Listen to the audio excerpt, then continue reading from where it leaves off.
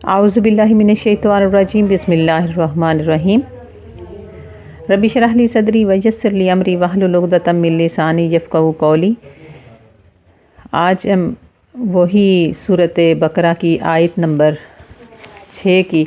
Part number 2 کا بقیہ حصہ جانیں گے کہ بعض دفعہ یہ کہا جاتا ہے کہ ان کے تو وہ سننا انہوں نے کہا تھا کہ یہ سب فیصلے پہلے ہو چکے تھے۔ ایسا ہرگز نہیں ہے۔ دعوت حق قبول کرنے والے خوش نصیبوں کا ذکر کر کے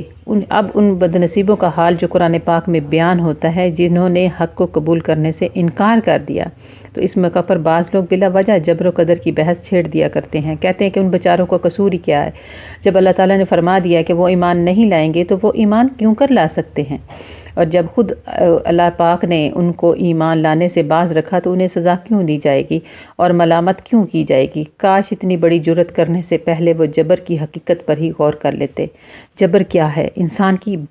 بے بسی، وہ حالت جس میں وہ کسی ایک بات کے کرنے پر مجبور ہو اور اسے چھوڑ کر کوئی دوسری چیز کا اختیار کرنے پر قادر نہ ہو، یہ اس کی بے بسی ہے۔ اور اگر حضور نبی کریم صلی اللہ تعالیٰ علیہ وآلہ وسلم تشریف نہ لاتے، واضح دلائل اور روشن معجزات سے حق کو نکھار کر نہ رکھ دیتے اور قرآن پاک کی دل ہلا دینے والی آیات سنا کر ہدایت اور گمراہی کی راہوں کو الگ الگ نہ فرما دیتے اور کوئی انسان ورثہ میں ملے ہوئے کفر و شرک میں سرگرداں رہتا تو جبر کی کوئی بات بھی تھی۔ لیکن جب کہ کتاب الہی کی روشنی نے حق اور باطل کو بالکل ممتاز کر دیا اور نبی اکرم صلی اللہ تعالیٰ علیہ وآلہ وسلم نے تبلیغ کا حق ادا کر دیا،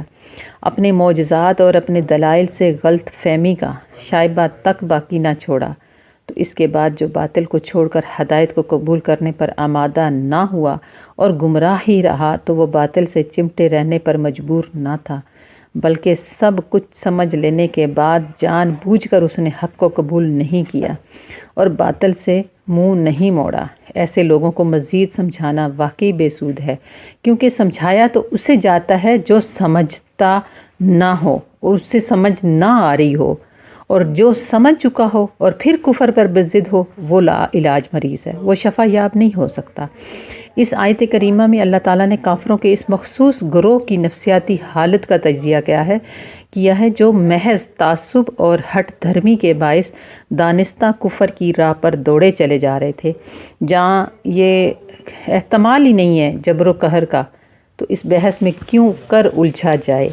تو یہ تفسیر میں بیان کرنے والوں نے بڑی ڈیٹیل سے اس بات کو واضح کر دیا ہے کہ سمجھایا تو اس کو جاتا ہے جس کو سمجھ نہ آ رہی ہو،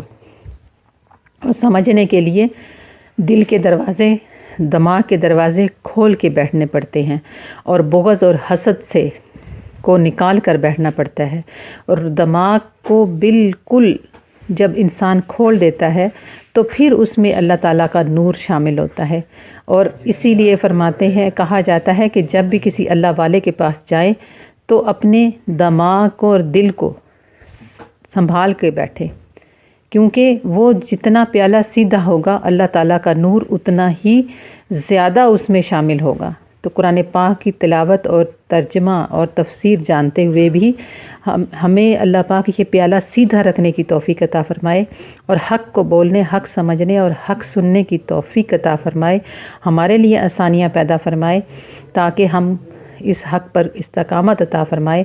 اور ہمیں اس پہ اتنی استقامت ہو جائے کہ کوئی دیکھنے والا دیکھ کر بھی ایمان قبول کر لے۔ اتنے چلتے پھرتے ہمیں سرکار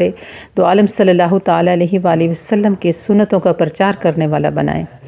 اور سرکار سے سچی محبت عطا فرمائے۔ وما علینا الا البلاغ۔ صدق اللہ العظیم۔